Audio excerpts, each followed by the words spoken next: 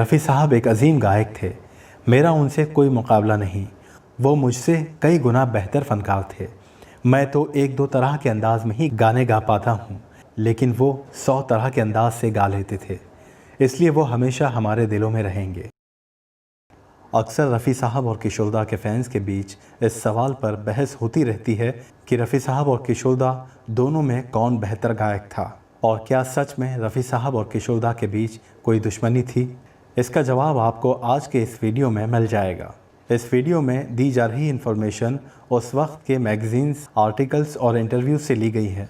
दरअसल किशोरदा और रफ़ी साहब तकरीबन एक ही दौर से प्लेबैक सिंगिंग कर रहे थे। रफ़ी साहब ने 1944 से प्लेबैक सिंगिंग करना शुरू की और किशोरदा ने 1948 से।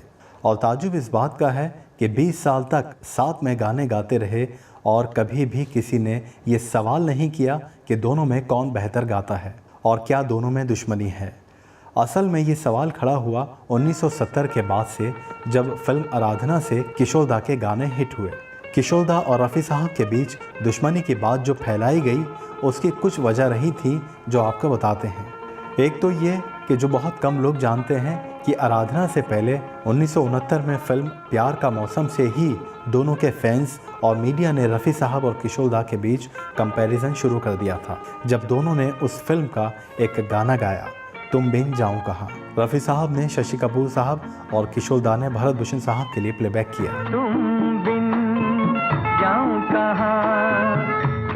गाना बहुत हिट हुआ, लेकिन दोनों के चाहने वालों ने यह कहना शुरू किया कि रफ़ी साहब ने बेहतर गाया है, और वहीं किशोरदा के चाहने वालों ने यह कहना शुरू किया कि किशोरदा ने बेहतर गाया है। तुम बिन जाऊं कहाँ।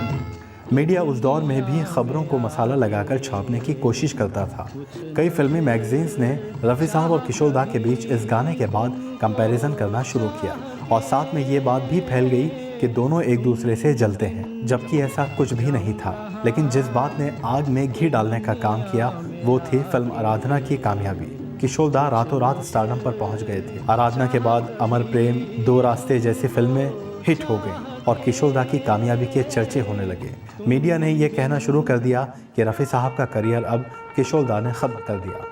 हकीकत ये थी कि आराधना के कुछ गीत रफ़ी साहब ने रिकॉर्ड किए, जिसको एस डी बर्मन साहब ने रिकॉर्ड करवाए थे, लेकिन उनकी तबीयत ख़राब हो गई तो आर डी बर्मन साहब ने किशोरदा के साथ बाकी के गीत रिकॉर्ड करवाए। उसी दौरान रफ़ी साहब हज पर चले गए और आने के बाद ये फैसला लिया कि अब वो गाने नहीं गाएंगे। तकरीबन 1.5 साल तक रफ़ी साहब ने गाने नहीं गाए।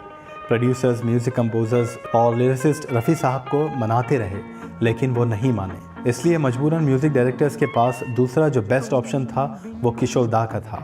वो किशोरदा को साइन करने लगे। 70 में राजेश खन्ना साहब सुपरस्टार बने और उन्होंने किशोरदा को अपना ऑफिशियल सिंगर बना लिया। म्यूज़िक का दौर भी बदला और फिल्मों की कहानी भी बदलने लगी। मीडिया इस बात को लगातार उछालती रही कि किशोरदा ने रफ़ी साहब का करियर ख़त्म कर दिया, लेकिन कभी भी किशोरदा ने या रफ़ी साहब ने इस बारे में कुछ नहीं कहा, बल्कि दोनों एक दूसरे की हमेशा इज्जत करते थे।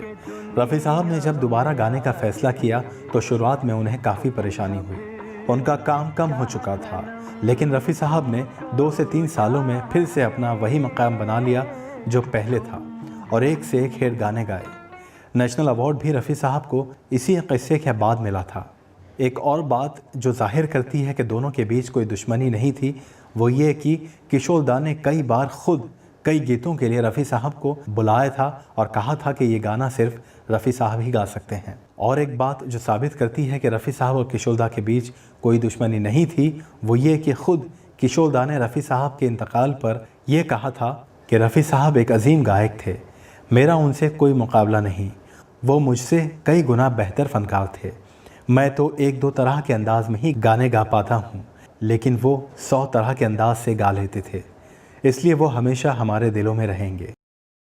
इतना ही नहीं, रफ़ी साहब के इंतकाल पर किशोरदा काफ़ी वक्त तक उनके पैर पकड़कर रोते रहे थे। इन बातों से ये पता चलता है कि दोनों के बीच दुश्मनी या मुकाबला सिर्फ मीडिया और कुछ फैंस का खड़ा किया हुआ था, जो आज तक चलता आ रहा है। लेकिन सच्चे संगीत प्रेमी और फ़नकार की कला को समझने वाले इस बात को जानते हैं कि दोनों ही फ़नकार अपने अपने फ़न में महारत रखते थे और दोनों ने ही एक से एक हिट गीत हिंदी सिनेमा को दिए हैं।